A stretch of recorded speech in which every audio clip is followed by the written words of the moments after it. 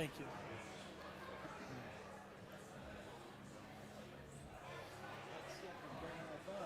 Huh?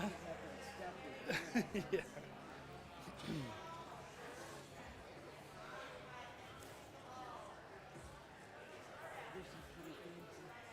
Yeah, it is.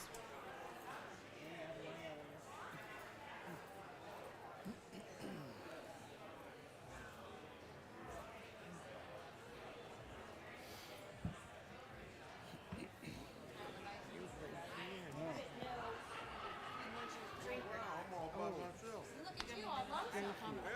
Up and down. Yes, I did. Maybe we just like go back and forth. By myself.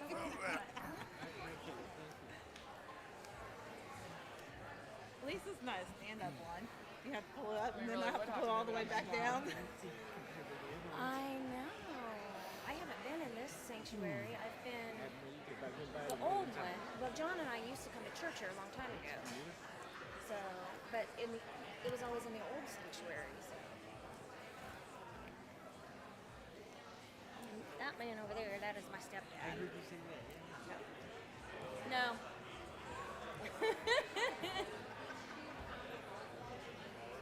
Thank you. Oh, I do? This is a good turnout. It's a bad picture. This is a great turnout.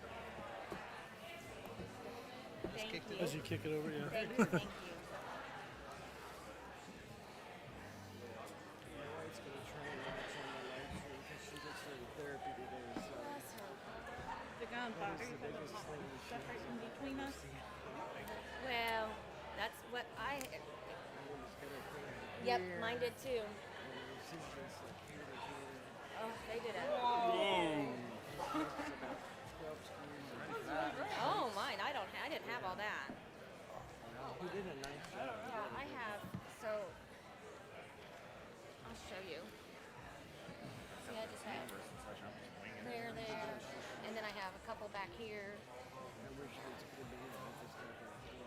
Well, when they go to do the total shoulder, it'll. Now I feel like I'm on display. I know. Yeah, it'll be. But and there's. Just not sure for I what had yet. 4 holes the first time, and I had 5 new ones the second time. I mean, the hardest thing, luckily it's her left. She's right here. They're just basic things. And it was. Oh, I know. Plus washing her hair. I have to help you there. I have to help. Be careful when you're washing her hair. Be careful that you don't, She's because already told me. you can ask John what happens when you just barely. She's there. Oh, it was a full-on. It was just it was a reaction, and I thought No, I knocked the wind out of him, and she's. I said, you have to take these tapes. Have a phone up before she doesn't like to take them. John.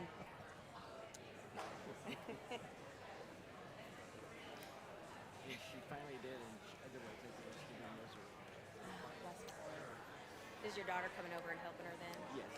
She fills in and I'm with you. And my son too. Yes, putting clothes on. Like, I'm a leggings person. And so trying to, even still, like, We got a whole routine. Let me tell you. And like, I had to go buy all the bras that were easy to put on. She got it. I should know the girls. Because they're, I said, who cares? Did she get in with Gary?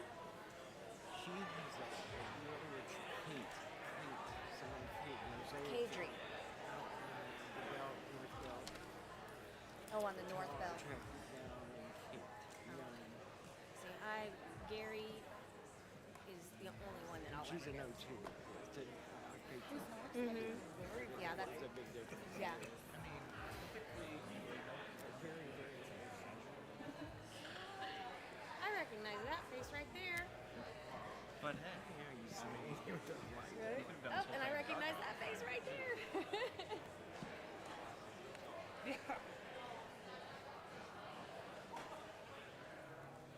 See if I recognize any other faces. It's all one person. My husband? Two. I'm gonna count two. It's actually the mother of the boy my daughter dated. Oh yeah.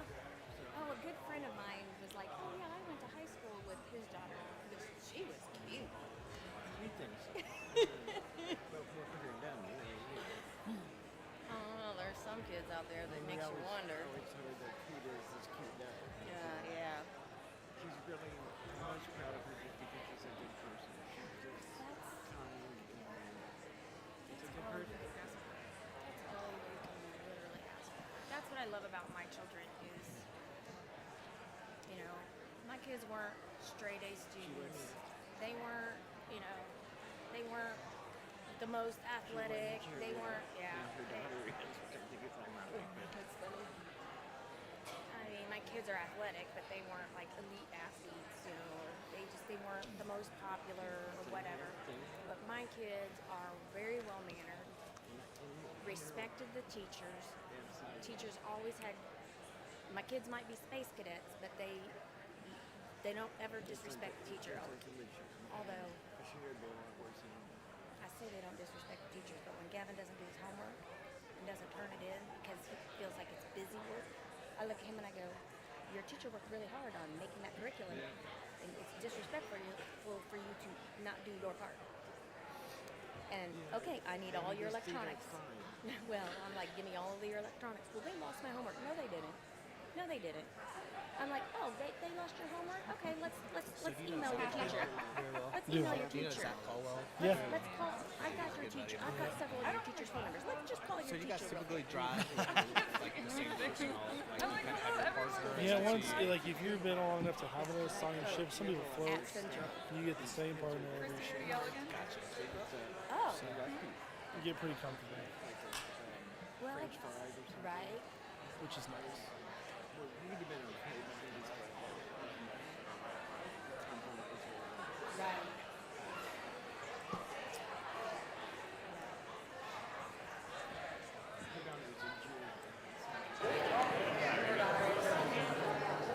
And she's a cheerleader? Well, hello, good evening. So glad you could join us tonight. Before we get started, I think we need to take a moment of prayer as we remember the tragedy that took place at Covenant School in Nashville. 6 people, 3 students, and 3 staff members, as well as the perpetrator herself, lost their lives in a senseless shooting at that school. And we are certainly knowing that there are a lot of grieving and mourning families that need the comfort only God can provide. So if you would, we're going to just take a moment of prayer for those families. Lord, you've told us that you're the God of all comfort and peace, and when tragedies take place around us that are inexplicable to the human mind, we turn to you and your wisdom to bring forth the needed comfort and peace that these families right now need and this community needs. And we ask that you would be with them, that you would guide them, that you would draw near to them in a way that they understand and know the peace of your presence, and that you would bring about true and needed healing and change where it needs to be in relationship to this event and so many others that take place like it around our nation. And we ask, Lord, that you would give us wisdom. And so we lift them up to you in Jesus' name. Amen. Well, once again, we are so glad you guys are here tonight to join us. A few things before we start. We are having an election, if you don't know that, on April 4th for these folks seated up here for the St. Joseph School Board member seats. And we're thankful for all of them for joining us tonight for this forum. We will be covering a range of topics. Many of you have seen our website, votestjoe.com. We are a faith-based website that is designed to give voters pertinent information to local elections.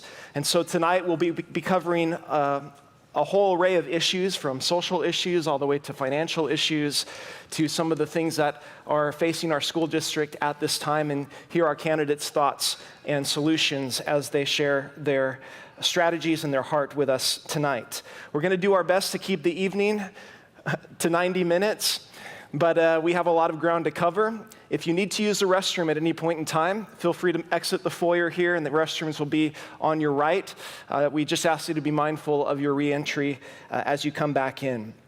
We again want to thank our candidates for participating in this event. Their names and their pictures are on the screen, so you can know each one as they give their answers.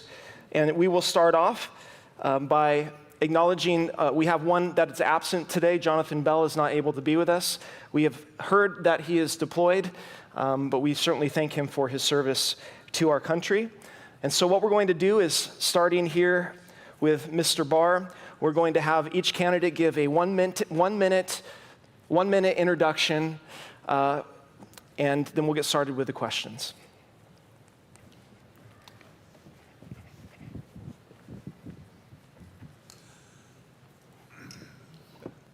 Good evening.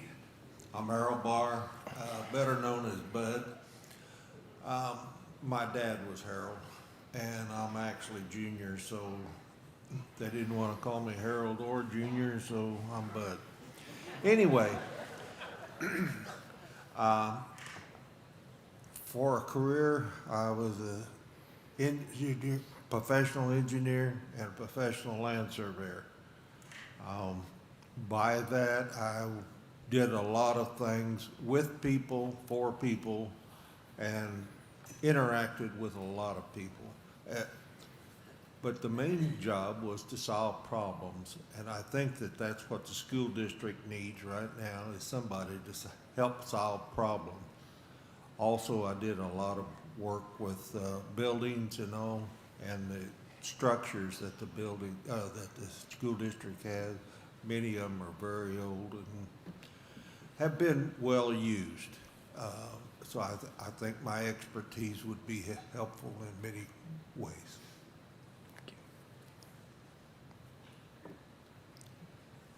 I'm Amanda Cook. I am currently the assistant coach for Central High School swim team. The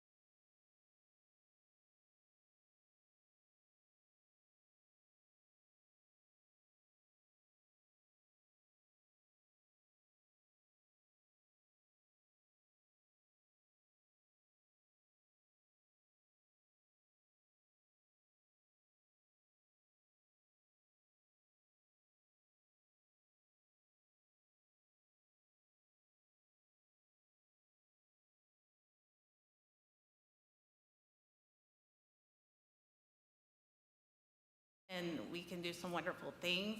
But I think what I'd like to be a part of, I know I want to be a part of, is make our community more desirable and our schools more desirable so we can attract and retain our families we have. More families, our teachers and staff, and also business owners, healthcare workers, and everything else. And I just want to be a part of that positive change. Ready? Okay. My name is Whitney Lanning. My husband and I live here in St. Joseph with our 2 daughters. Our oldest is a 5th grader in the district, and our youngest will be in kindergarten next year, which I am happy and sad about. I have a master's degree in counseling psychology, and I am a social worker by trade. For the last 7 years, I've been the executive director of a local nonprofit. I currently attend the Methodist church here in town, Ashland United Methodist, and my pastor has my yard sign in his yard, which is the only endorsement that I really need. But I did grow up in the Methodist church, and I've been really excited about this forum because my faith is very important to me, and it's why I do everything that I do, because I really believe in serving the poor and servant leadership. So our school district, it's no secret, we have many challenges to address, but I am a hard worker, and I will lead, if elected, through honesty, humility, and kindness. Thank you. Good evening, everyone. My name is Brian Schul. I'm originally from Excelsior Springs, which is about an hour south of here. I came to St. Joseph in 2010 to attend Missouri Western State University. Full expectation of getting that so easy to get 4-year degree. Clearly, I'm doing great here now. So I do have the degree in theater and cinema, one of the last ones before that program was inevitably shut down. I am the assistant general manager and part owner of the local Pizza Ranch, and one of the big reasons that we have here is the mission for Pizza Ranch is to glorify God by positively impacting the world, and what better way to do that than for our students and our school districts. So thank you guys again for coming out here, and I look forward to your questions. Wonderful. Thank you all. Let's start off on a positive note. We'll keep this answer simply to 30 seconds, but in a few words, what are you most encouraged about regarding the direction of the St. Joseph School District at this current time? And Bud, we'll start with you. I guess I'm most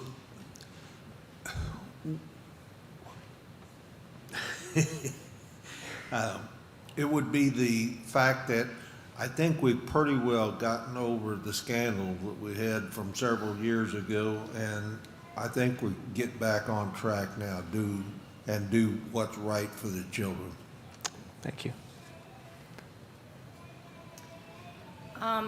What I saw 2 weeks ago with the St. Joseph School District and the community surrounding the school district with canceling classes, I know a lot of people are like grumbling, on Thursday to support Benton and Lafayette's basketball teams. That right there is what we need in this school district. We need the community to come together for the sake of the students at the schools.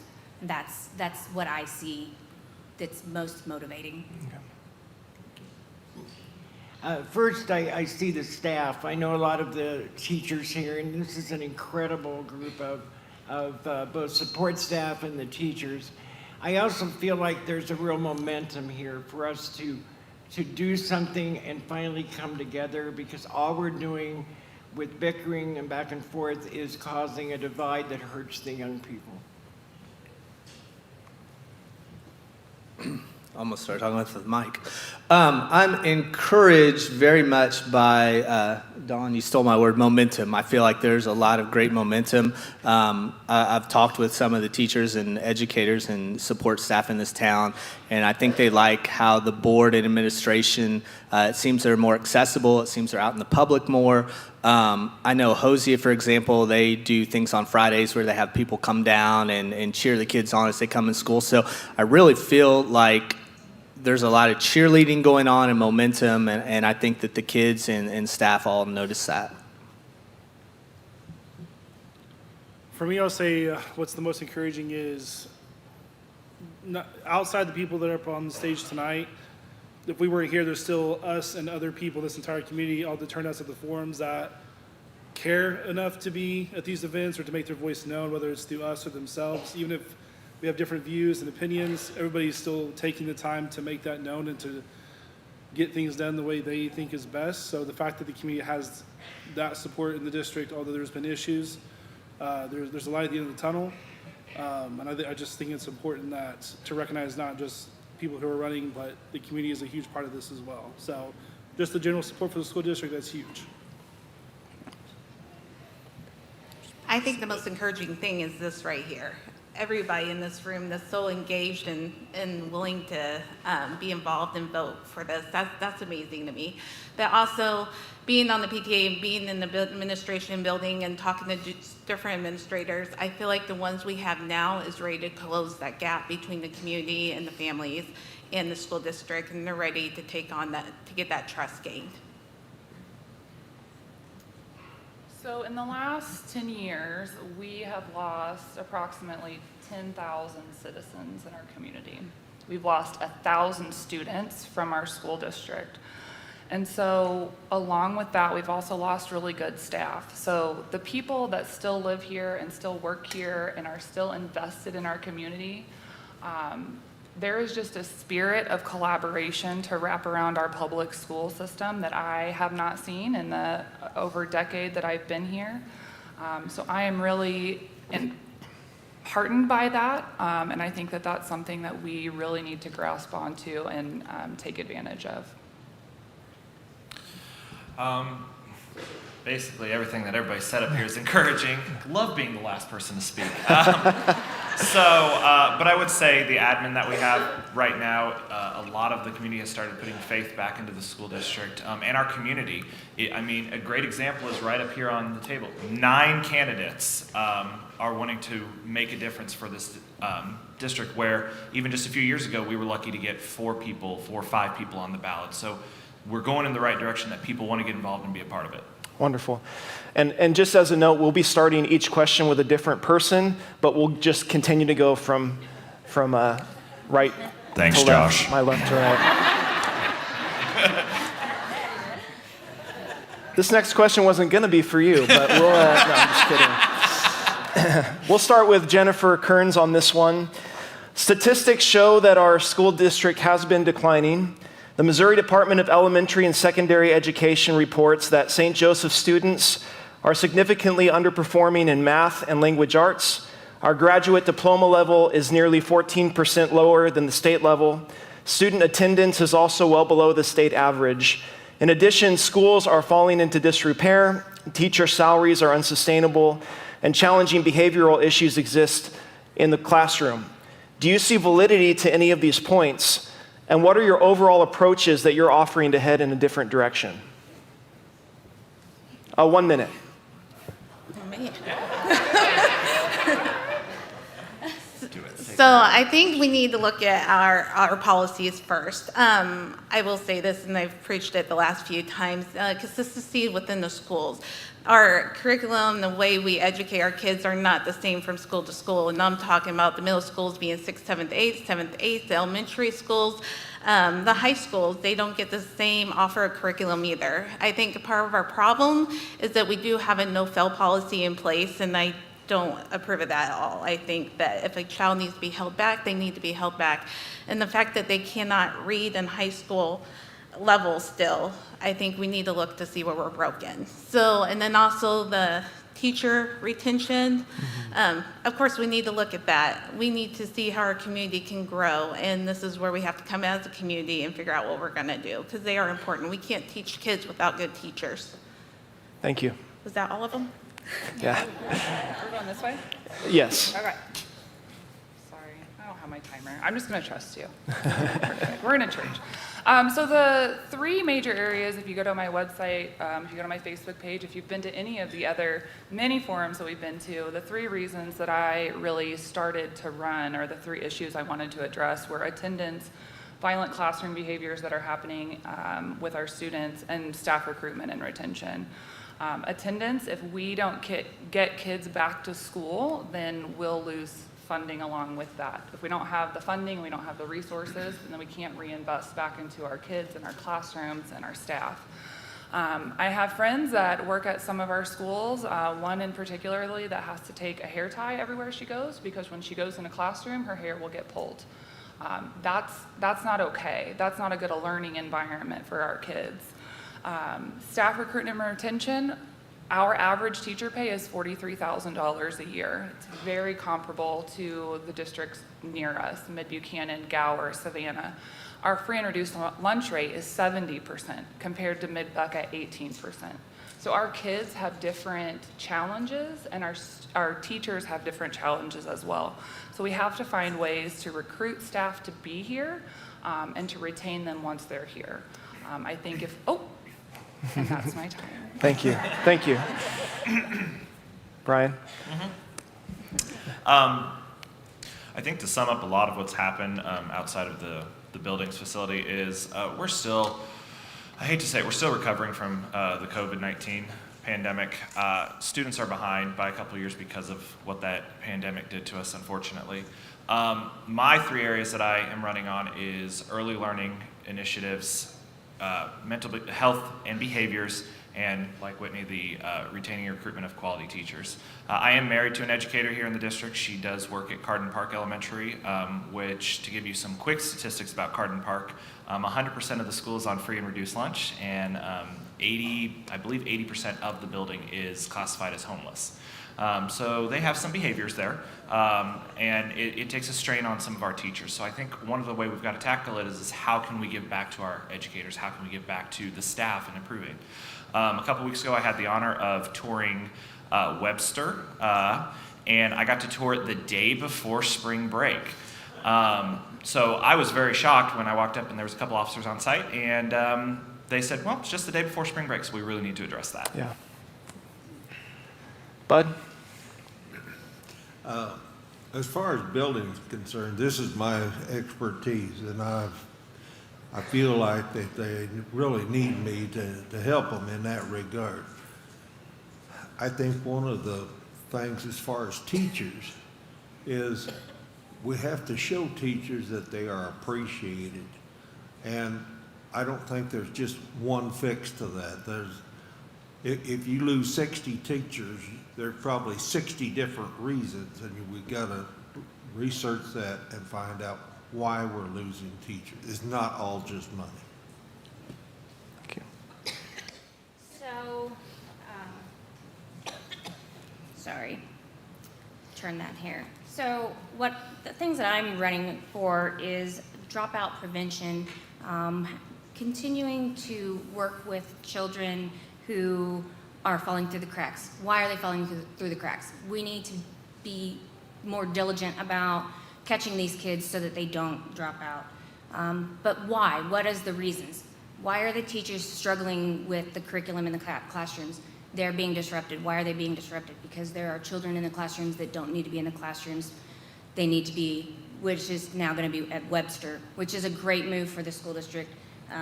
And I fully support that, because if we can remove the distractions, then the teachers can spend more time focusing on the actual curriculum, and I think we'll see the numbers go up more.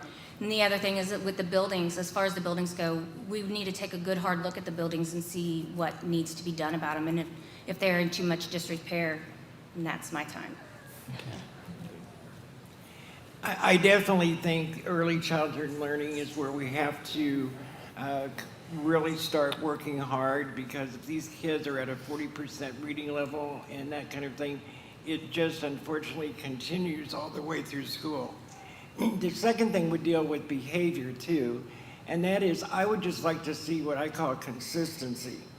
Johnny at this school might get 2 days whatever, but Billy at another school just gets a pat on the hand. And many times people will argue it's because of your name or who you are. I don't know if that's true or not. But if we could be consistent with discipline, enforcement, and measures, they can go a long way. And I talked to one of the best teachers in the district. I won't embarrass him by mentioning his name. And he said, we got to give these kids a reason to want to come here. We've got to work hard, so they'll be excited and they'll say, man, I don't want to miss today. I'm going to miss out on too much. And I think they will do that. I truly do. Thank you.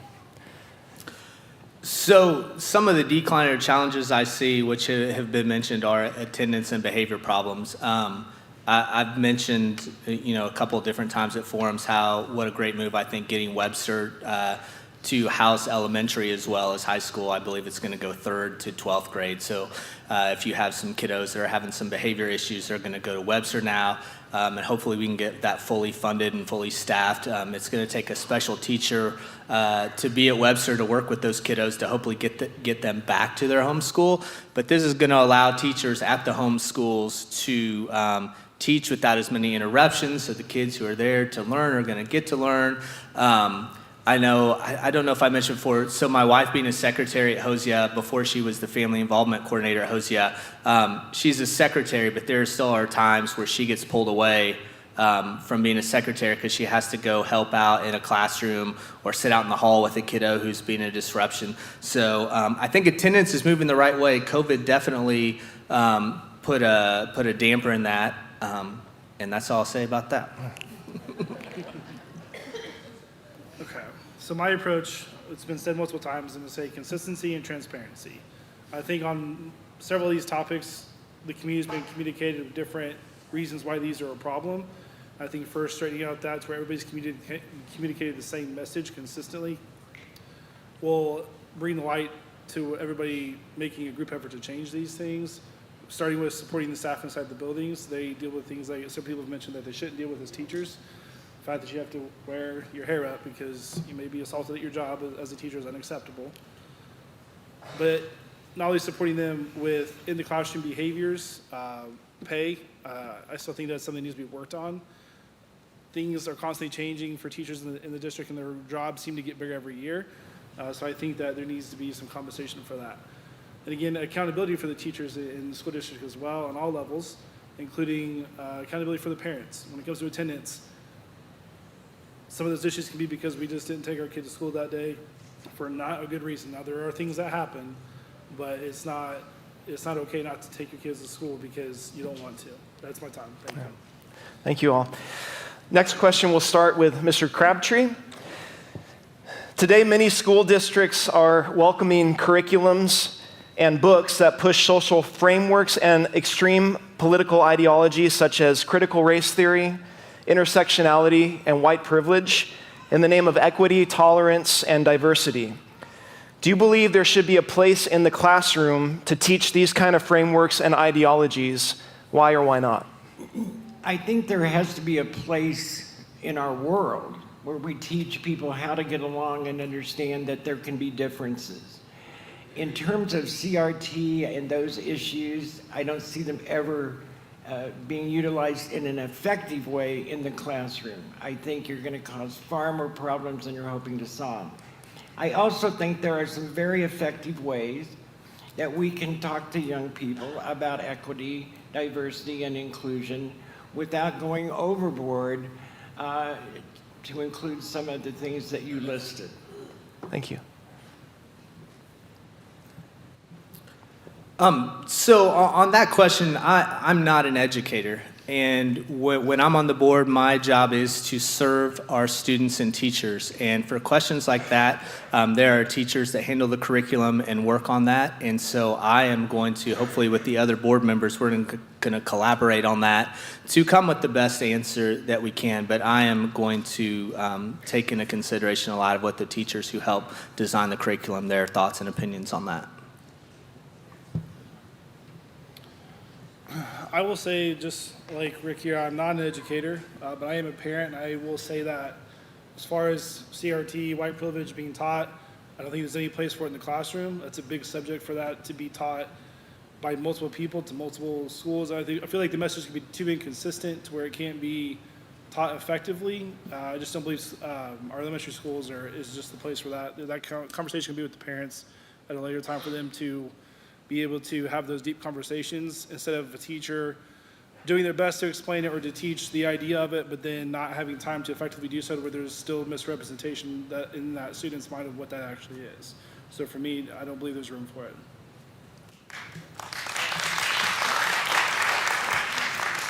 And we'll just withhold any applause till after the closing statements. It's okay, thank you. Wow, Josh.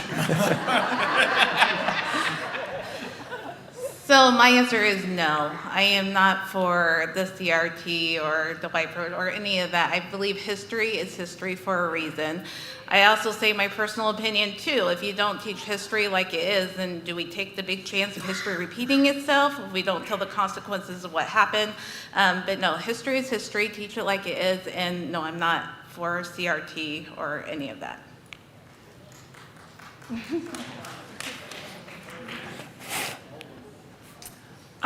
So what is okay for my children in my house is not necessarily okay what's okay for your children in your house, and vice versa. And I think as a board member, you have to be cognizant of that. As a board member, I have no intentions of working to advance CRT or any of these other kind of things that you've talked about. I also support your right to visit your children in their school. I support your right to know about the curriculum that they are being taught, to participate in that curriculum development, and that if you feel like there's material that's not appropriate for your child, for you to opt out of that.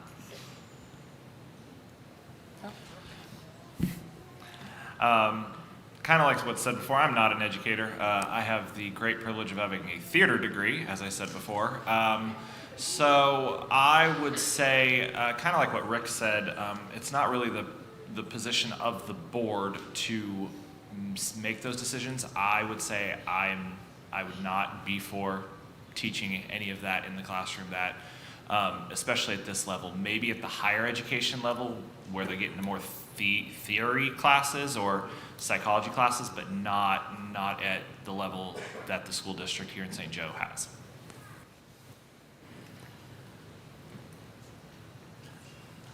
Okay, I guess I look at it like I believe we ought to be teaching reading, writing, and arithmetic, we'll say, and not this other stuff. I'm fed up with kids in the 9th grade that can't read. I think that's the kind of curriculum we have to get in here. Okay. So to simply answer, no, none of that has any place in education. And it, honestly, a school board, their job is to make sure that the teachers and the educators are doing their job. So we can't make those changes. That comes from the state and the government level. So as a school board member, I think that we have to just do what the state and the government says we have to do. But please, just give me a minute. But here it is. I don't think you will ever see, at least in our state, you will ever see a government pass where we have to teach CRT and the intersexuality or whatever it is. It's not my place. Okay.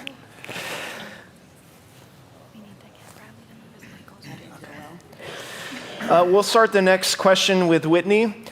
We've heard a lot about the role of the school board. We've seen videos of school districts across the United States filled with angry parents challenging school districts on sexualized books and content and classroom discussions regarding explicit sexual acts and LGBTQ affirming content. The U.S. Congress recently sent a bill to the Senate called the Parental Rights Act that would require school districts to publish books and curriculums and allow for greater parental involvement in what is being taught in the classroom. Do you support greater transparency and parental approval of materials being taught to their child? And do you believe that children should be subjected to sexualized content at the school at any grade level? This is a two-parter.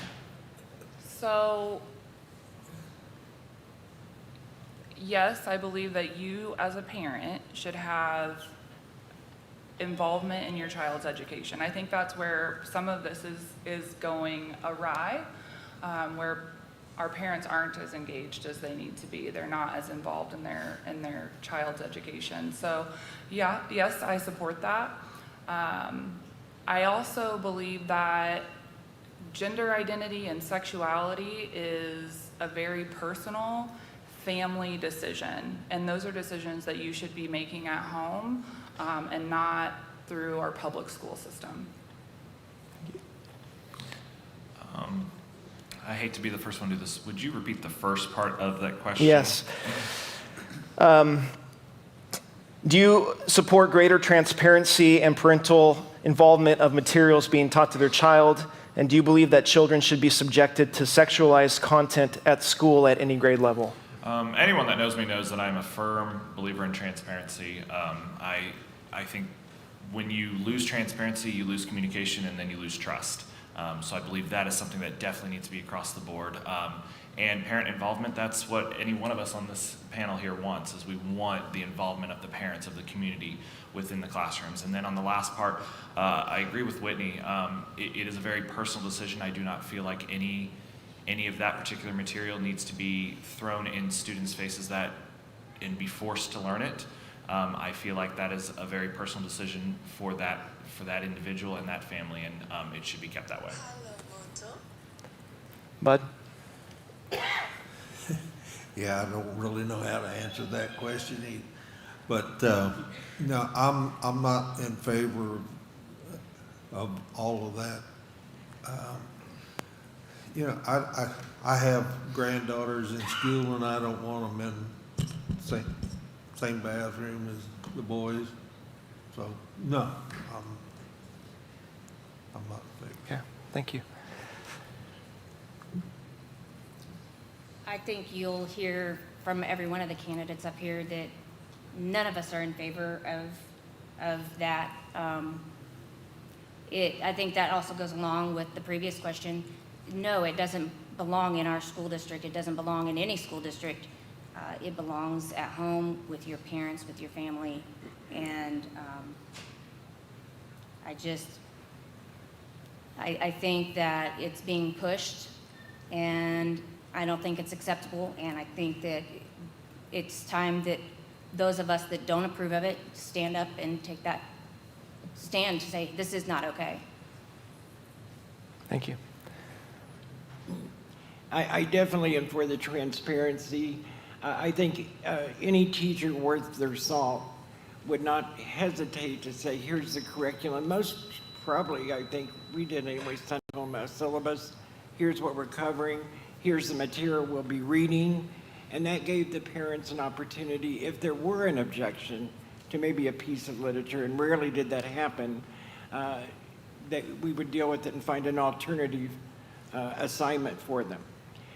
I think there absolutely is no place for talking about human sexuality and those issues other than maybe in a very specific health class or maybe anatomy and physiology. There could be a component where some of that would be discussed, but its direction and intent would be different than I think what we're thinking or talking about. So not in favor of the broad concept of that. Transparency, yes. I think teachers would welcome parents not only calling to check maybe on what curriculum is being taught or just check in on their student and see how they're doing. A lot of times I don't think parents are engaged enough. So I think any opportunity that we can help to get parents engaged is a plus. As far as the human sexuality and gender identity, no, I don't believe that that's anything that should be brought up or taught in our public schools. Short answer on this, same as CRT or white privilege. Anything teaching I'm sorry, of that? Bradley, can you just pull that mic a little Yep, closer is to this that? better? Thank you. Okay. So transparency, yes. As a parent, give me a reason or the capability to see my kids' curriculum, to know what is being taught to them, absolutely. Any room for sexuality, gender conversations, materials, teachings, no, I don't It's a very personal in-home discussion they should have with their parents. Again, that's a topic that can get out of hand very quickly on an inconsistent basis with who's teaching that. There's no place for school. That's that. So as far as parent engagement, of course, that's all I do. So I always encourage parents to be involved in such PTA. Obviously, I'm going to push for. But it is important for parents to be engaged with their students and look at what they're doing. And I feel like the more the parents are engaged, the more the kids are engaged as well. So yes, I will always tell you parents should be engaged with the kids in the schools. But as far as the human sexuality and the gender identity, of course, going to say what everybody else up here says. No, I think that's where you separate it from the school. It should not be involved with the school. Thank you. Bradley, we'll start with you on this next question. It's along the same lines. Personal convictions tend to run over into policy creation.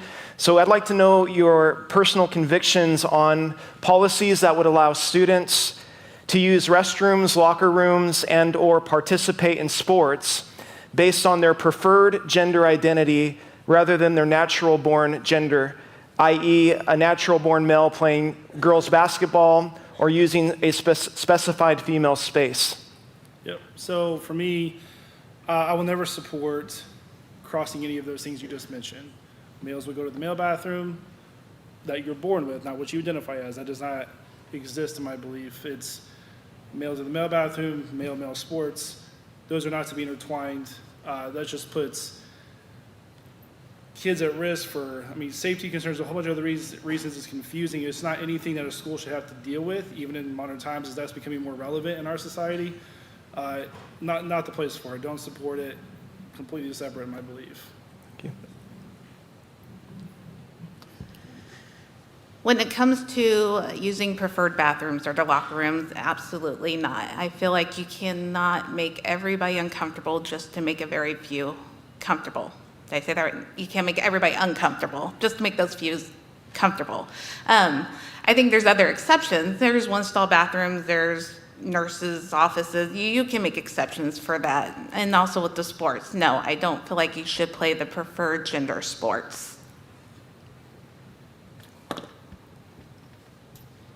Okay, so I'm not gonna ever just tell you what I think you want to hear or what I think you want to hear for me to get elected. I really struggle with this because as a Christian, I believe that we should love each other. And so this is hard for me. There are LGBTQ people that I love and that I'm related to and that I care about, but I also understand your concerns.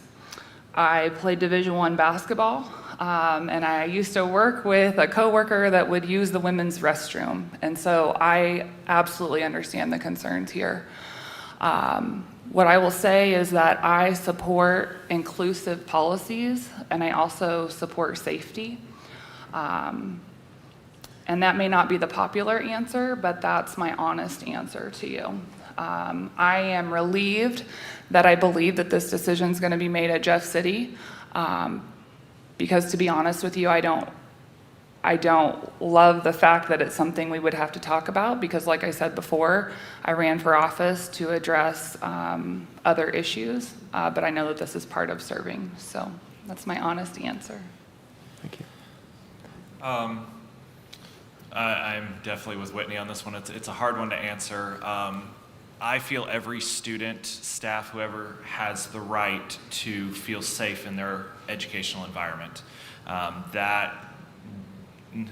hate the phrase, let's cater to the many. If we have to, the few have to suffer for the many. It's a horrible answer. So I do feel like every person deserves to feel safe and secure in their facility. That is a belief of mine. It always has been. Sports, I feel the same way of, there are disadvantages and there are advantages to allowing them on their preferred or their assigned at birth identification. So I think that is definitely one of those cases that, to a degree, it can be out of our control because there are things in Jefferson City and higher than the school board that we don't get a say on.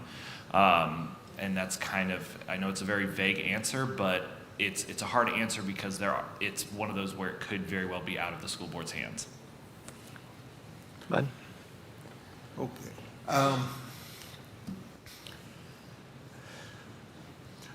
I agree with him in that every person, whatever they are, should be able to feel comfortable in their surroundings. And if having somebody else in there that is in there because of their preference, that should not be allowed. They have the rest of their life after they get out of school to do anything that they want. And that's all right. But while they're in school, they don't have that right.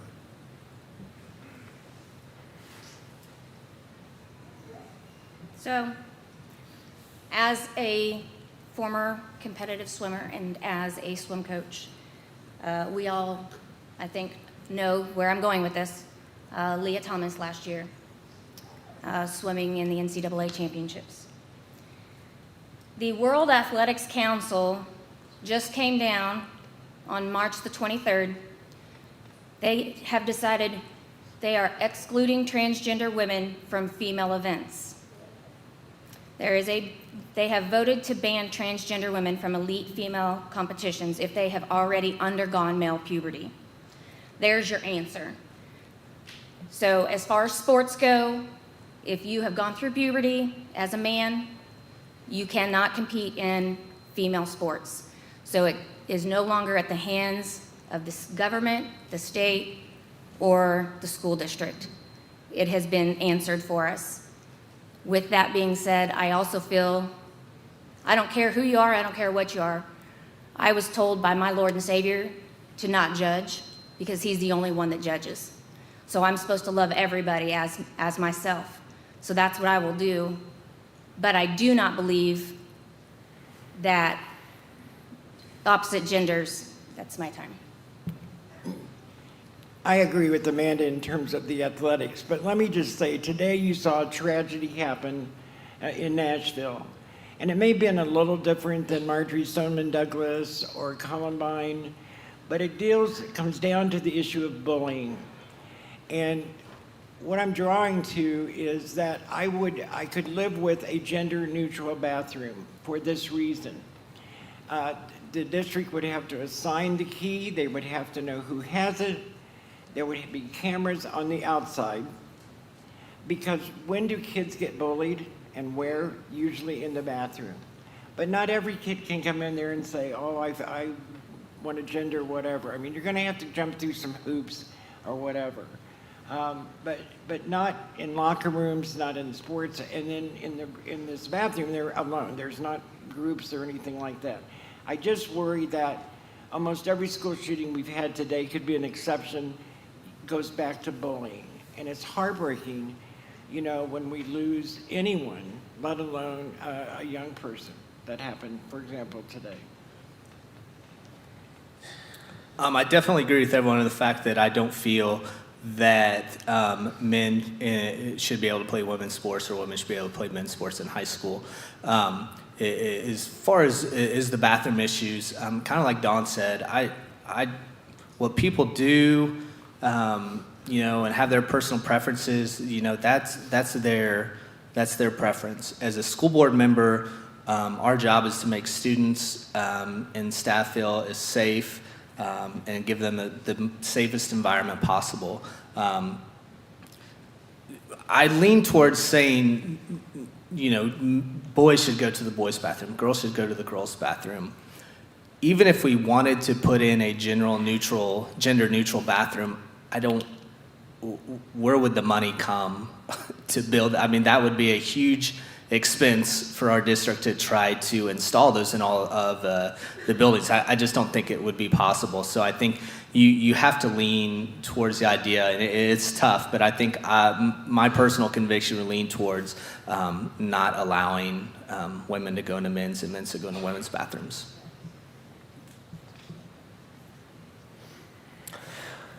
Thank you. Amanda, we'll start with you on this question. Schools today have become highly integrated with a student's healthcare decisions. Do you believe it is acceptable to withhold physical or mental health information about a student from their parents? For example, a teen expresses they have an unwanted pregnancy, or they're interested in gender reassignment, or any of these type of mental or physical health care issues. Do you believe that should be withheld from parents, and under what circumstances? Yes or no? That's a tough question. It depends on how old the child is. As a coach for 30 years, you know, I've really worked on communication with my athletes so that they would feel comfortable with me, so they could come to me with anything. And if I felt like it was something as serious as having some mental health issues where they needed to seek medical care, or if they were having questions about their identity, or, you know, if they were, let's just say they decided they were going to be sexually active and found that they were pregnant, or thought that they might have an STD. Those are things that are medical, and I do feel like the parents need to be made aware so that they can help their child get the medical attention that they need. You know, however, if you've got kids that are displaced and maybe not be living with their parents, so how do you get them the help? Well, you help them. If they're coming to you for that help, then you reach out to them, or you reach out to the medical providers for them. So I do feel like there needs to be some I don't know the word is I'm looking for. My brain just totally went blank because she pulled up the time expired. Thanks. Thank you. I'll just end it at that. Okay, thank you. Thank you. It is a hard question. I think err on the side of saving a kid, for example, that a parent would have that right to know. If a kid comes to me and they start talking about being so depressed and talking about hurting themselves or ending their life, never should that be withheld. As a parent, I want to know that. I think it's okay if they confide in you that I didn't do well on a test, or my parents fought today, or something like that. But in terms of those health and medical, especially mental concerns, absolutely, the parents got to know. You know, it's a kid's life at stake. I guess maybe I'm missing something on this question, because when I see the question, I don't think it is. I mean, these are your kiddos you're talking about as a teacher, which I'm not. But I would think in any situation, if it's health or mental health, I mean, those are issues that the parents, I think it's paramount that they're aware of, and as a teacher, I think they should make them known. So I keep hearing that it's a difficult question, but for me on this, is it acceptable for the school to withhold information about our kids to the parents? Absolutely not. I fear the day that the school district or school prevented information that could have helped a child, save a child from their parent, because they chose to withhold that information. With anything like it is currently, the parents should have the right to withhold that from the school. I believe that could get carried away very, very out of hand with withholding things from parents. That's just never an option. I don't send my kids somewhere for them not to tell me what is going on in there. If there's something going on that I don't know about, I don't have a chance to take care of that. So, no, it's not acceptable. No. I don't support it. This one is hard. So having teenagers, I would want them to be able to feel like they could talk to someone without feeling like they couldn't say anything to anyone, afraid it would get back to me. But as a parent, I do feel like I should know if any physical or mental health that could be going on. So no, I don't think it's acceptable to withhold it, but at the same time, I would hope my kid would know that they could come to me at the same time. So I think that comes to a home issue. And also you have to think of too, even in the medical field, at a certain age, they can go there without a parent knowing anymore in certain situations, such as pregnancy or STDs. So they still have that right as well, but I can't tell you if I even like that idea as well. So I'm gonna say no on this one.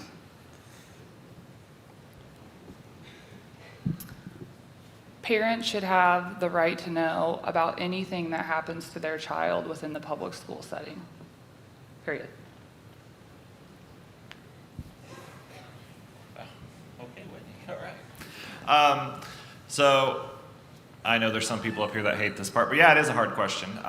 The reason that I'm struggling with it is because I think it depends on the situation. If a student confides in a teacher and administrator about their mental health, and let's say the mental health is because they are being abused by their parent, I mean, could it potentially cause the issue to expand by informing that parent, well, your student told us about this, what situation are we sending the kid home into? So I think that's where it is. Do I think that if it's something happening within the four walls that the parents need to be made aware of? Absolutely.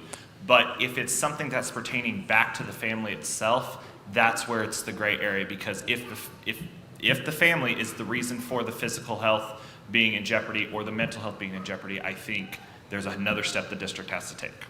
Thank you. We have many students that are not living with both of their parents.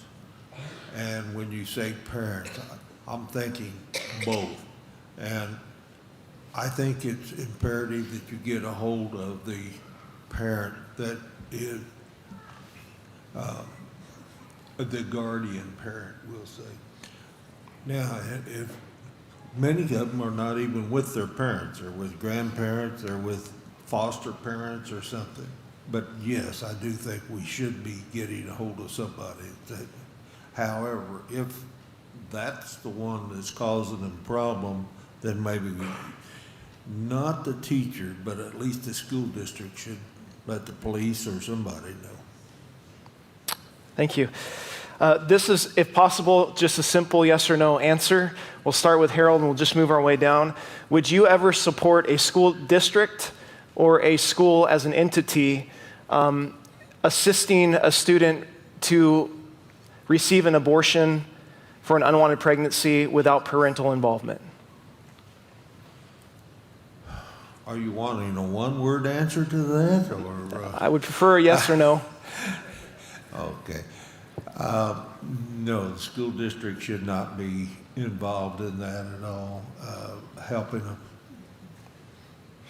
a student with something that drastic. No. No. No. No. No. That's not the role of the public school system. No. Okay, thank you. All right, our next question will start with Jennifer. Back during the COVID-19 event, policies in school districts have been dividing points in many communities across our country. As a school board candidate, what's your stance on implementing policies related to student health, such as face mask requirements, vaccination mandates, or other regulations that may affect personal health care decisions? And how do you want to balance public health measures with individual freedoms and rights?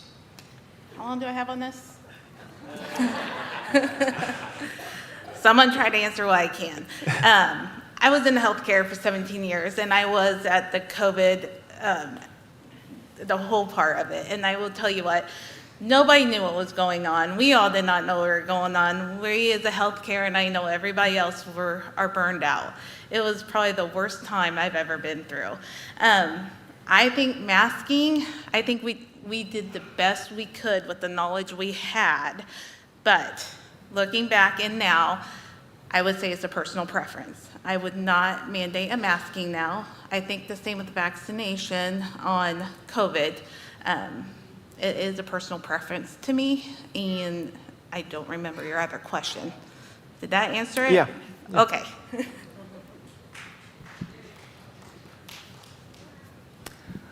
So the masking of small children, I'm sure you've seen pictures where the hallways are just cram-packed with kids and their masks are down and their masks are on their forehead.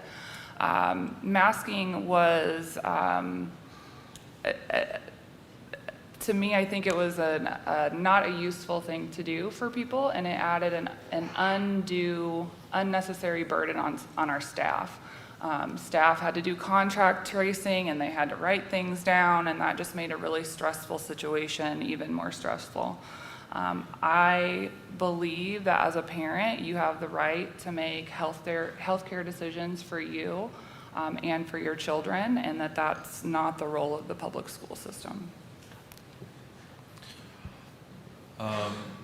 Very similar to what Whitney said, and even Jennifer, it is very personal to the families itself, particularly during the COVID-19 pandemic. My wife and I chose to mask up, but that was because there was not enough information out, and we were expecting our first child. And so, for our personal health, we made that decision.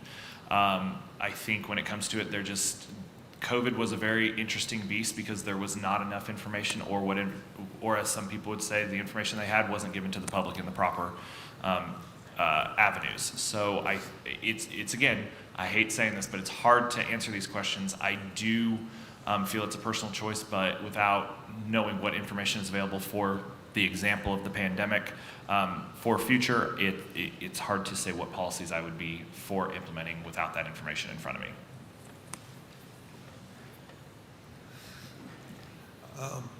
It's hard to say because you don't know what the next one's going to be.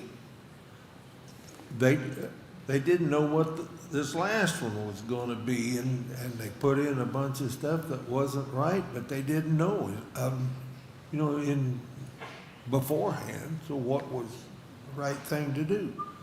And if there's something else comes along, you're not going to probably know until afterwards whether you did something right or you did something wrong.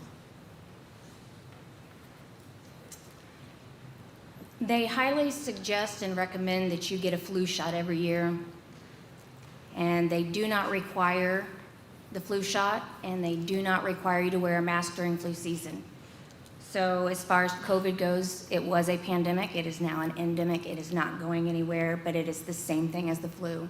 So if they're not going to require, they are going to suggest and recommend, but not require, for a flu vaccine and for you to wear masks during flu season.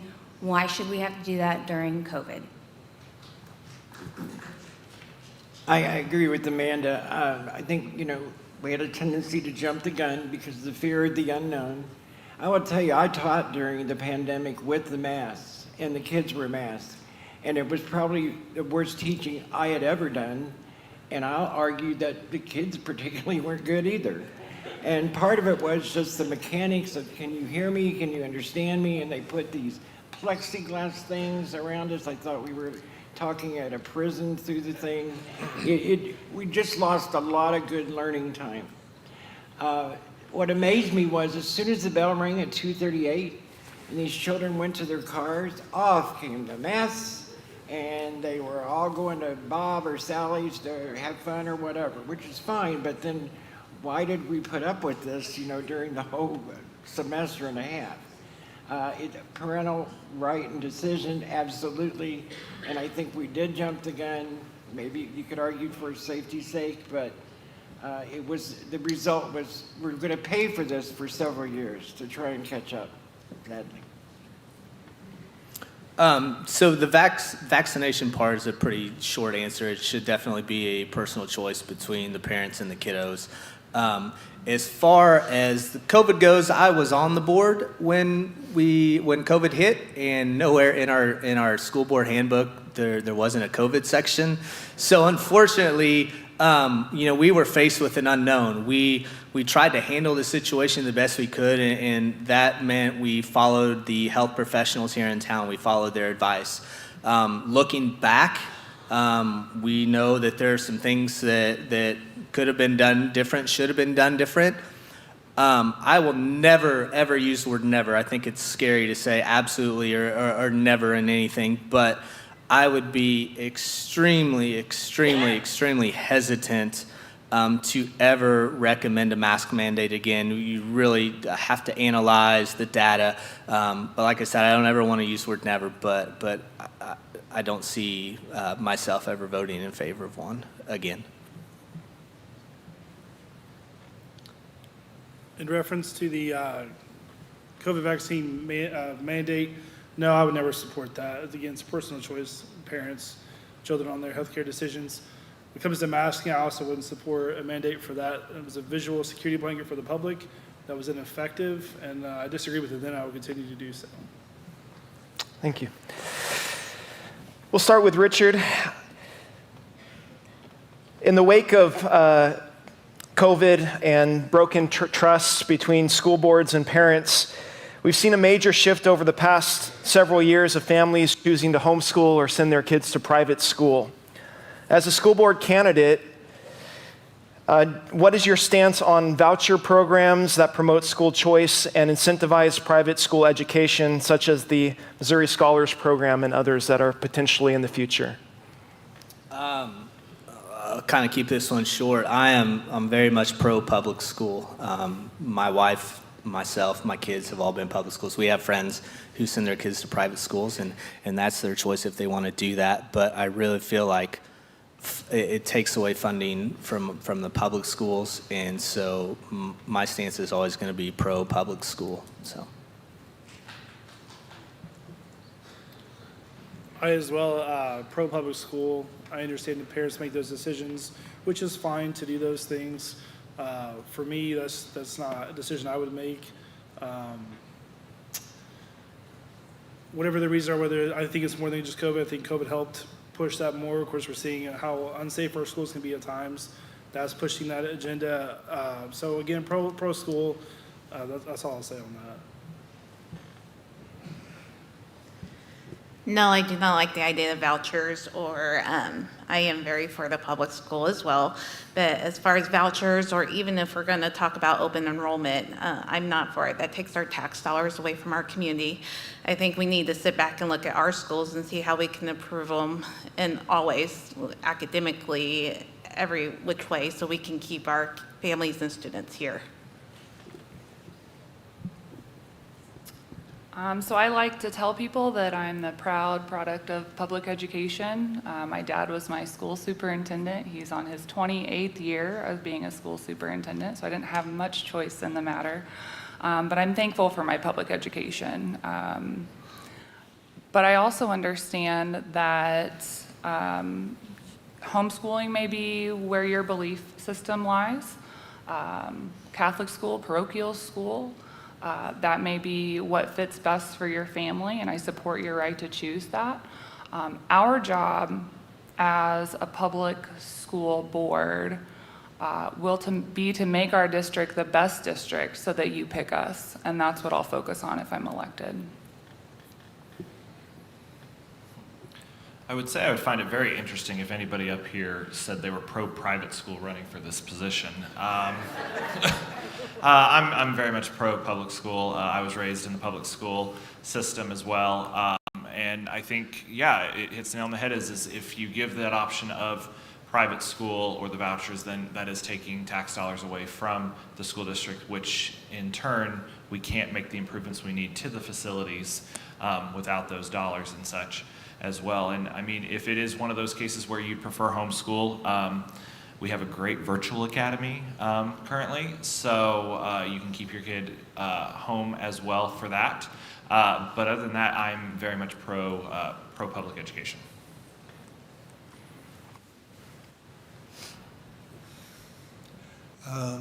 As far as public schools or home schools or private or whatever, my wife has a cousin who sent his son to private school, and I will say that his schooling was much better than private school, than public school. But that was just one person. Now then, as far as homeschooling, 30 years ago, you didn't find any materials. Today, there's all kinds of materials out there, and I think can get a good homeschooling. I think it depends a lot on the parent and the student. And some people work in an environment where they're around other people, and some people work better alone. But I think the parent is the one who should decide that, not the school district. I am not for the voucher system or open enrollment. As far as public school versus private school versus homeschooling, I kind of agree with Bud. I mean, it's each individual person's and family's preference, what works best for the child. I had a child that was in public school system, and last year, my husband and I chose to put him in a private school for 1 year because we felt like he needed a smaller school setting. And he made the choice to then go back to public school, which was perfectly fine with us, and he's thriving again this year. But last year was one of those years that, we tried out the private school system for him. I thought it was a good system. He didn't. He wanted to go back to public school. So I really think that it's, as far as the preference, it needs to be what's best for the child. But as far as the voucher system goes, no, I think it'll hurt our school district, all public school districts, if we have open enrollment and a voucher system. I also agree that the voucher system would pull away from money from the public system, just like open enrollment. And they can tell you now that they have a percentage on open enrollment, they'll only allow so much. But I doubt that. I think it just depends on how it takes off. As I mentioned in the beginning, I did teach at a private school for 5 years, and it was a great experience. Primarily because that was the only opening, and we wanted to eat, and we had a baby on the way.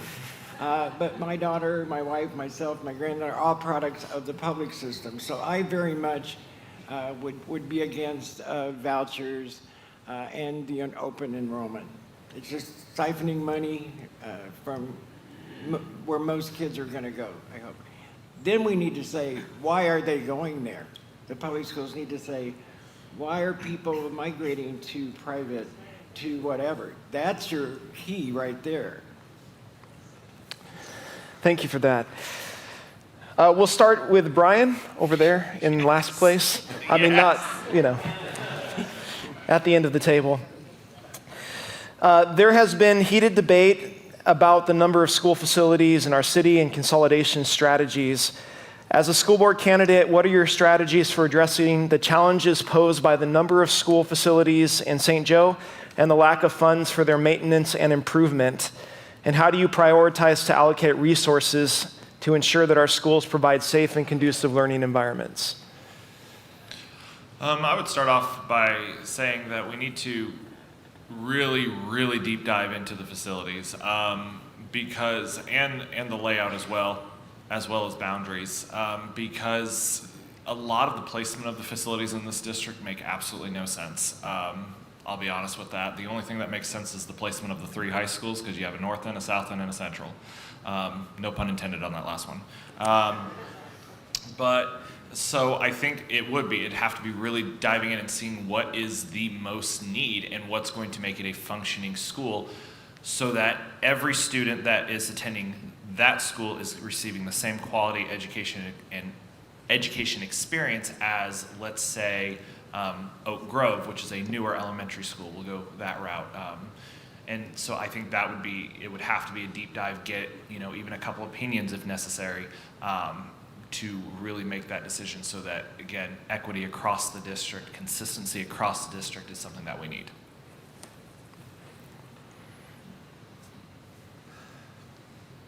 Lack of funds, I'm not sure how to get more money in here. But attendance is one thing. And to get the attendance up, you get more money.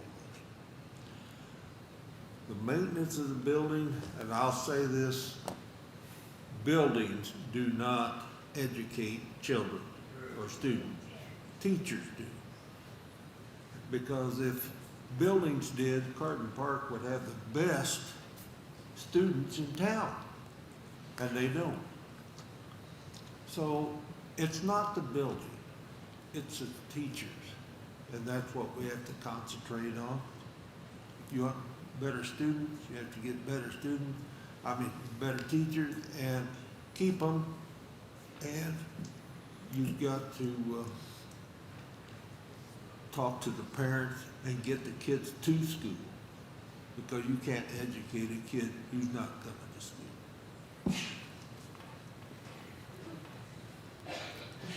this is such a hot topic and has been for several years. Buildings in our school district, a lot of them are falling apart, and the school district is doing everything that they can to keep them maintained, but sometimes the funds aren't there for them to maintain those buildings. So I think we need to take a really hard look at all of the buildings throughout the entire school district and see what needs to be done. I mean, if there's buildings that need to be closed, we need to close those buildings for the safety of our children. We don't want our children not being safe in these schools, as well as our educators. So it really, as a school district, we need to look into how much it's going to cost to fund, to do all the maintenance work that needs to be done to these buildings, and then go from there and make a decision on how to move forward. Do we repair the buildings? Do we maintain the buildings? Or do we try to find a different avenue so that we can make sure that our children are safe within the four walls of their schools? I'll get to the building issue, but primary for me would be the academics that are going on inside that building. I think Bud is right that, the one-room schoolhouse, there was some great education that went on there. And everything that's shiny and pretty and whatever, it's kind of great to look at, but it's no guarantee to me that your academics are going to be any better than in a building that needs work. And there's no question that our buildings, we're trying to triage them now and fix what we can. And I think, to use that expression, a deep dive into facilities and then seeing how much is it going to cost to make this absolutely safe, number one. But at the same time, those kids can, with the right teachers and the motivation, be very, very successful. You put them out in the field somewhere, which I'm not advocating, but. So lack of funds, a big part of that is we're not growing. A lot of these people are maybe taking jobs at Mosaic or Altech or wherever, but they're not living here. They're sending their kids to Liberty North or Staley or some of these other schools. It's kind of the million-dollar question. Why aren't they moving here? They work here. Why aren't they living here, spending their tax dollars here, which in turn is going to help increase funding? We have to find that answer to get families to move to this town, because whether we have 2 high schools or whether we have 3 high schools or whatever, 4 high schools, 1 high school, whatever, these schools all have to have the same academic opportunities. It is not fair that kids that go to Central High School can take some classes that kids at Benton or kids at Lafayette can't take. I have a kid at Benton, and it's frustrating that there's certain courses and stuff that Central has, but there's not enough interest. There's not enough kids who want to take it at Benton, so they don't get that class. There has to be equal academic and athletic opportunities at all these schools in fine arts, and we just don't have it right now. And we just don't have the funds to put back for facilities. It's kind of a fix it. If something goes wrong, we have to pull money and fix it. We don't really have enough money put back where we can fix things, so it's kind of fix as needed. Addressing lack of funds, I'm not well versed in the current situation with the budget and all that, so I won't talk like I am, but maybe re-look at what we should prioritize versus our facilities. They need maintained, maintain them. Don't close schools because we decide not to for whatever agenda that may be. Keep the schools open, focus on the academics. Just like Dawn said, it's not the building that's doing the teaching, it's just the shell to do so. So support the staff, repair the buildings, keep them open. So I have said from the start of this that we need to have consistencies through all the schools and look at our academics. And if we want to grow as a community and bring people in, we have to have consistency and we have to have better test scores. And then we would surely bring more people in and help our community out and would hopefully bring more funds in as well. To fix what we have, I think we need to prioritize. We need to make a plan as a community on our schools and look at our financials and make sure we're not wasting taxpayers' monies at all.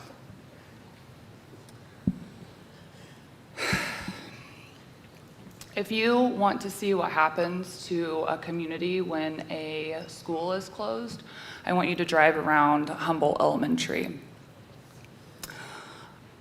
Whether you vote for me or not, whether I get on this school board or not, I want you to know that there is the money to reinvest back in these schools.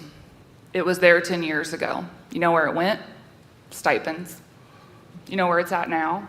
We have a $7 million surplus. $7 million surplus right now that we can reinvest back into our schools.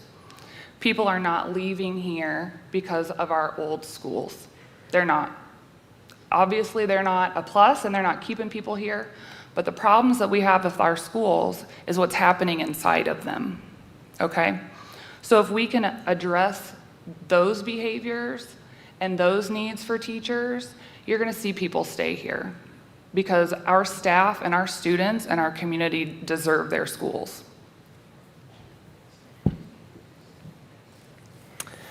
All right, thank you guys for that.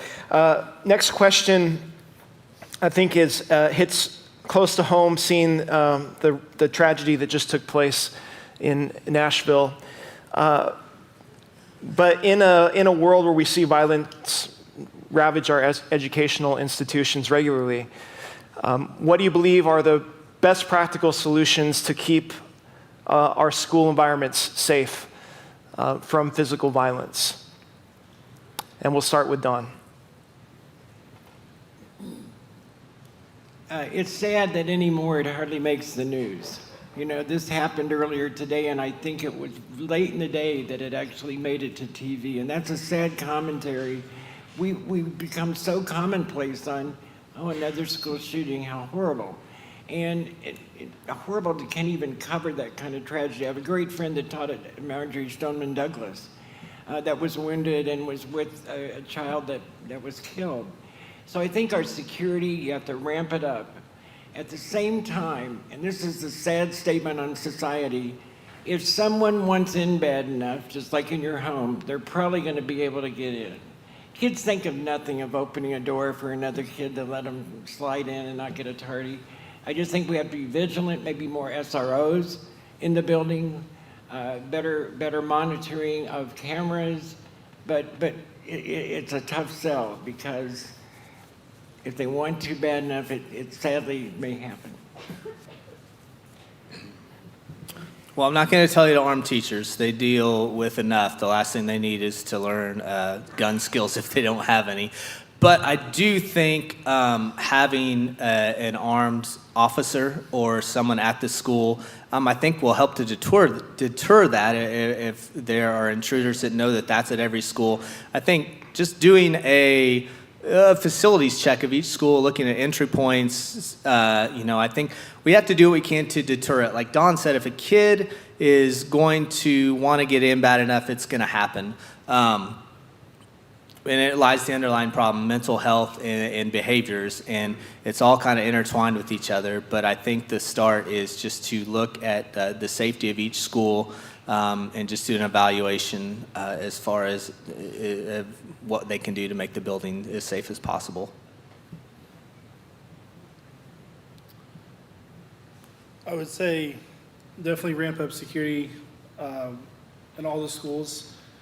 Strengthen the partnership with the police department here in St. Joseph. Allow them to come into each building, obviously when it's not in use. Do run-throughs of their drills of how they handle these situations in each school so they know each school's layout to a degree to where they will be effective in those situations, God forbid it was ever happening in our district. Give teachers devices to help protect our students. We say that it's easy for people to get in. That potentially could be the case. Give them devices to be able to barricade those doors better than just turning the lights out and locking it.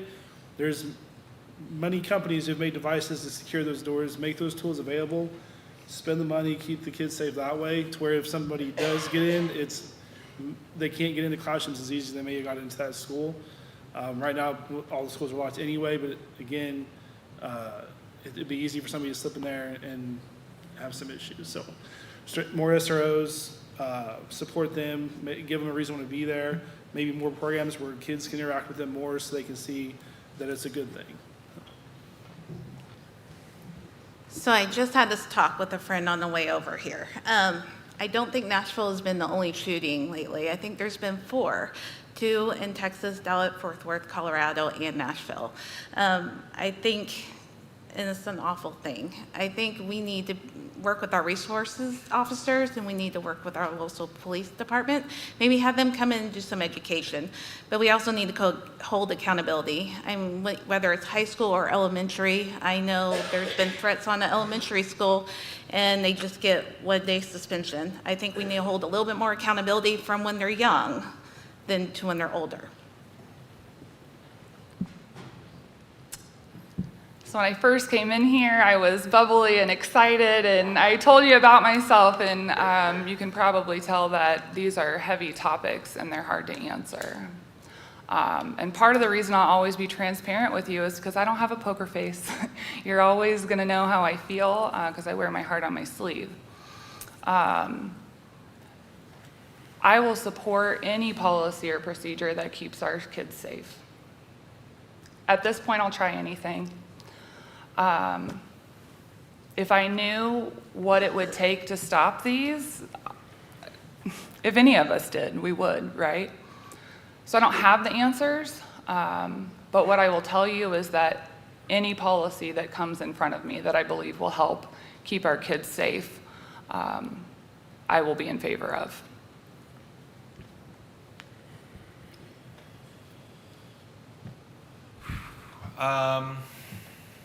So I'm married to a teacher, and it is hard.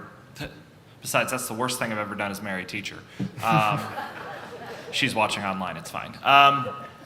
No, and I think the worst part is because I do have that fear every day is, will my wife come home? Every time I hear one of these stories. And my wife is one of those that she'll tell you, she'll take a bullet for any one of her students. And a little background on my wife real quick, and I know it's draining my time. She actually, when she was in Catholic school growing up, she was in a school shooting.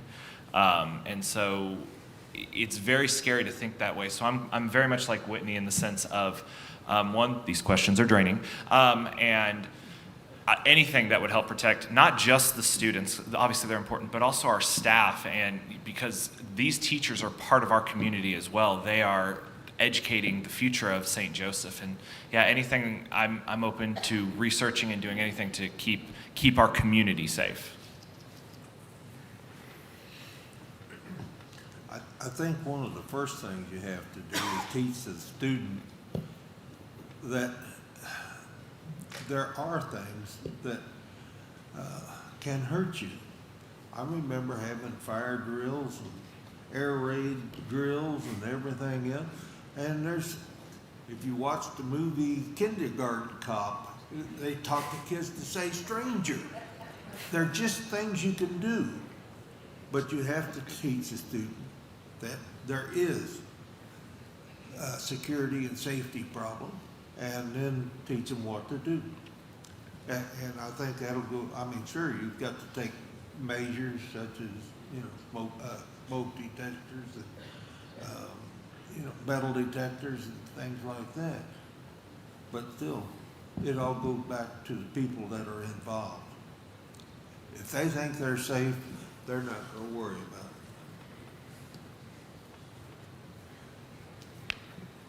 So I feel like at Central, I know that they just redid the front entrance where the faculty have one entrance, and then anybody else that wants to come into the building has to go through another entrance.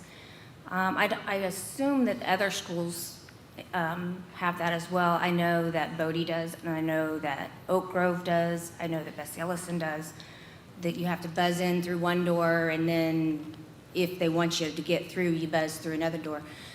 That's all great, but what about all the other doors in the building? At Central, there's a bazillion doors, and any student can walk into any door at any time in the morning, and those doors are opened first thing in the morning. As early as, I would assume 6 o'clock. I'm not sure how early they open. But anybody could walk into those doors at any time. Who's standing there watching those doors? Nobody. I do know that there's cameras, but it might be too late. So I think maybe we need to reassess and maybe only have so many doors open in each building from the time the first person arrives till the students start class. All right, looking at our time, We're going to have just 2 more questions, and I think this first question can be answered fairly quickly. Amanda, I'll start with you on this question. How important is it to you, how important do you believe personal character and integrity behind the scenes applies to having a public office? To me, integrity means what you do behind closed doors is more important than what you do in public. Because if you can do the same thing behind closed doors that you do in public, you should never have a problem with your integrity. I have to steal Amanda's concept because I agree 100%. It's the most important thing that I could give you or that I have. And I have to cheat a minute. I just want to say no child should ever have to learn hide, run, and fight in school. It's just not fair to them. Could you repeat that one more time? I'm sorry. How important is personal integrity behind the scenes in relationship to having a public office? I think it's huge. If I wasn't confident that in myself with my own integrity, I wouldn't try to run again for a position like this where it's, you're going to be kind of put on display and your integrity is going to be questioned. And, as me as a person, nothing to hide. I've always tried to be very transparent with answers and in meeting with people. So I think it's very important. I agree. It's very important. Like it's been repeated, what you are behind closed doors is what you should be out in the open on public. Transparency is a big thing, so you won't see. I won't do anything in my private life that I don't believe in, but to do something different out in the public view, I won't get caught in that game. So who you are in private is who I am, and that's who I put on the stage, whether it's something that people agree or like. That's my stance on whatever that topic may be. Our kids need that. Our parents need that transparency through and through. I don't feel like it should be any different than if you're in private or if you're in public. So what you see today is what you get, same as personally. So I feel like, yes, integrity is important, especially if somebody's had trust in you and votes for you. Guys, campaigning is like the wildest thing I've ever done, and I've done it twice. We talk a lot about student bullying, but there's adult bullying too, and it's really unfortunate. What I think all of us have had to ask ourselves is if you woke up tomorrow and, your information had to be on the front page of the paper, how would you handle yourself? And what I'll tell you is that I know the content of my character, and I'm proud of the things that I have done, and I'm proud of the things that I have not done. I told you before that my faith is what guides me in everything that I do, and that won't change. I believe integrity is very important, whether you're in your personal life or in your public life, but it is very important to keep in mind that we all are human and we all make mistakes. We're not perfect. There was only one perfect being, and he died on a cross. So that is one thing. For me personally, how you see me in public, that's how you're going to see me in my private life as well. But I do make mistakes. I'll own up to that. I make mistakes all the time. I'm not perfect. I think personal integrity is very important, but I know everybody in this audience and on the stage here has made bad decisions from time to time, and you just have to live up to it and go on. But you try to do the best you can. Thank you for that. One final question, and then I'll give you guys a chance to give any closing thoughts or statements so you can compile that in your minds. But this final question is, do you personally believe that there are absolute moral truths? And what source do you derive that truth from? Harold, I'll start with you. I'm sorry, I'm not quite sure I understand the question. Do you believe that there is a source for absolute moral truth? And what is that source of truth for you? That source of truth is God for me. I couldn't get it anywhere else. I absolutely agree with Bud. The good Lord and Savior. That's where I get everything from. That's where I get my firm belief and my values are from the Holy Bible. Sounds like a broken record, but through my faith.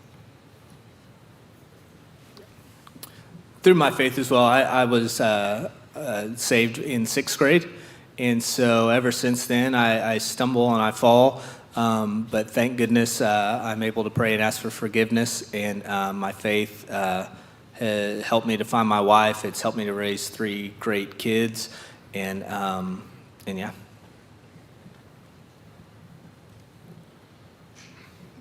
I would say through my faith as well, although I will say that faith coming from me being raised in faith, being raised in a church chosen by my parents teachings, things like that.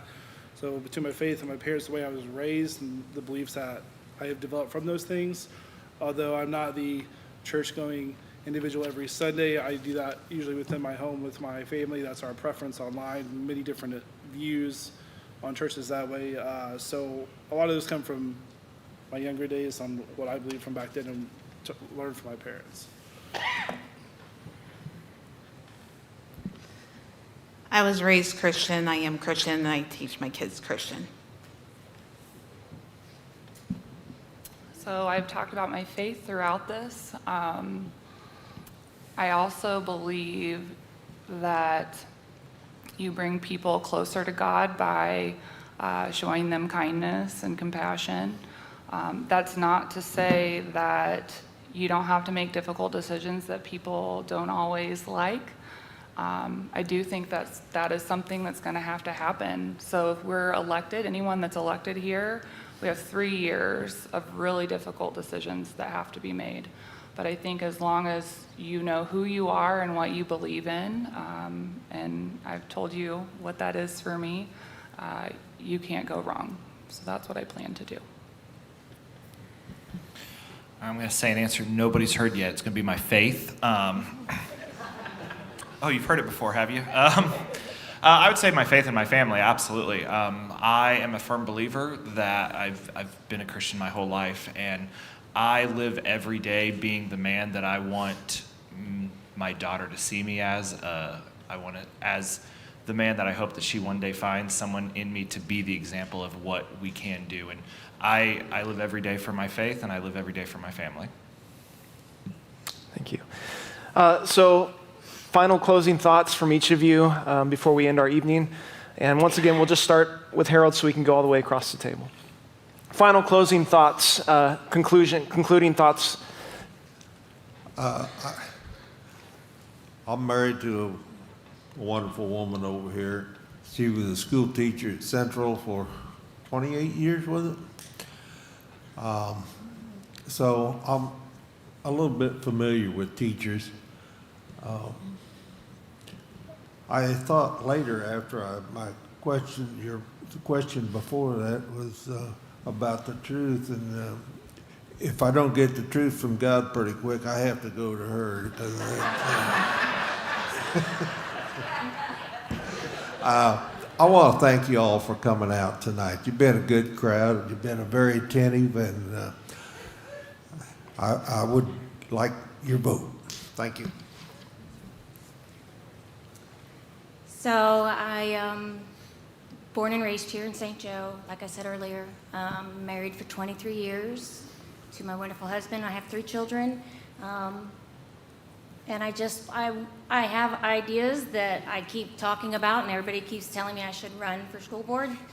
And I kept saying no, and this last time, it was just, I really think that this time it was God going, okay, it's time now. And I just want to be here for the public, and I want to be here to help build that bridge between the community and the school district so that we can provide the best opportunities for our young children, because they're going to be the ones that are going to be taking care of us in a few years. Well, maybe a few more for me, but just a few for that one over there. Love you, Dad.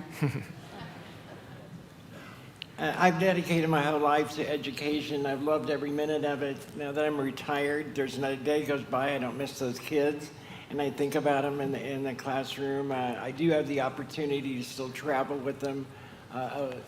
Once in a while, they are involved in speech and debate activities, but not as much as I used to. But I really, really miss that. All I can tell you is I'll always be honest with you, and I'll work as hard as I can. I have the time. I bring no baggage. I didn't work in the district. I didn't work for any principals here. I no malice toward anyone in the district. Not that anyone else does either. No.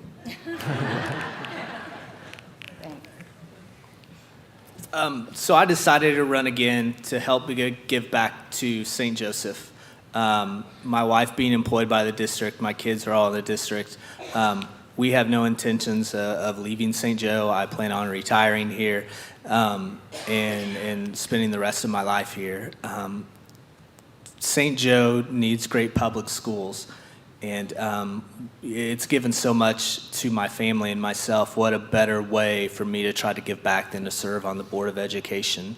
I do have the experience. I have served before and know the time involved, know the homework it takes.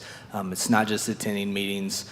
And I see a light at the end of the tunnel. I see some great things going on in St. Joe and really feel that I can help out. So thanks again for having us.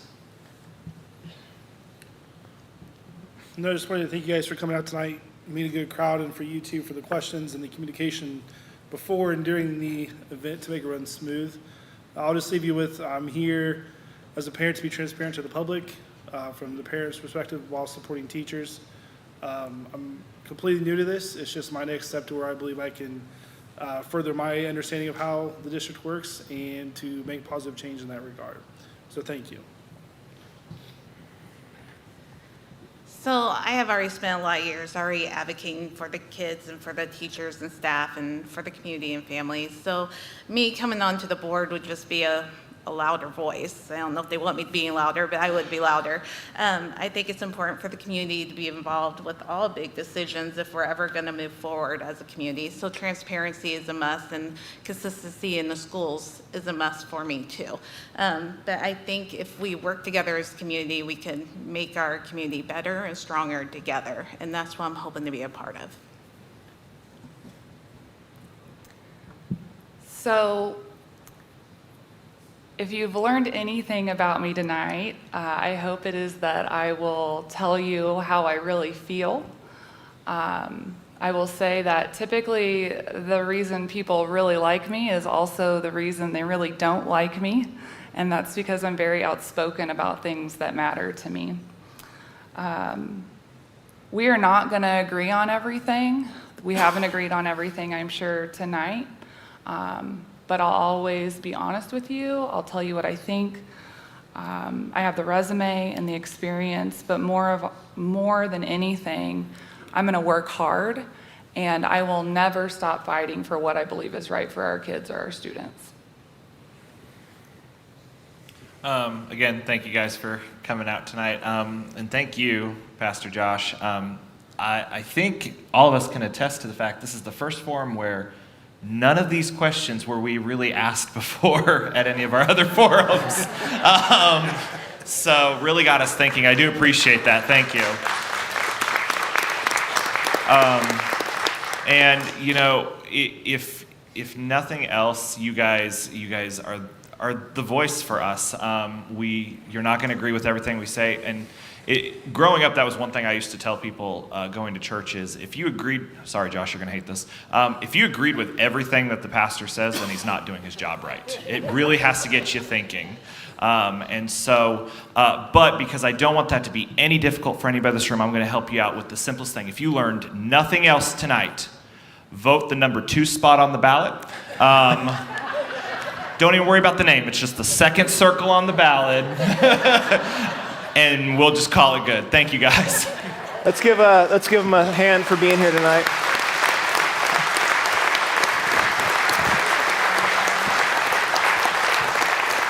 And our Bible that we believe in teaches us in the book of Romans that people of faith are to pray for all those who are in authority. We agree with some, and some we do not agree with, and yet we are called to pray for them because they have a heavy weight of responsibility. And regardless of who is voted in and chosen, we want them to know that we are here to pray for them. And our prayers are that they would have wisdom, that they would have the fear of God in their hearts, and that they would lead with courage and truth. And so if you would join me as we pray together for these that are here tonight. Lord, we thank you for these candidates, and they each have unique stories. They each have a path that they're following. Lord, you know what is needed in our community. You know what is needed in our schools more than we do. And the most foolish thing we could do is to turn our hearts against you, or to turn a heart of pride towards you. For you raise up and you tear down. And Lord, we desire to see this place thrive. We desire to see healthy families raising healthy children that are making a difference in their communities and in their families. And so we pray for each one here, Lord, that you would put into office those that you see fit to be for this time in this season in this place. We pray for all of them, though, that they would know you in a deep way, that you would touch their hearts, that you would give them wisdom, that you would continue to transform them into your likeness, and that they would all know you, Christ crucified for their sins, risen again from the dead, alive forevermore and returning one day for us to give an account to. And so we pray, Lord, for your protection over them and for your guidance over their lives. We pray all these things in Jesus' name. Amen. Amen. You guys, some of the candidates have had put flyers out in the back. We want to thank you again for coming. Let's give them a round of applause one more time, and thank you all for being here tonight. God bless you.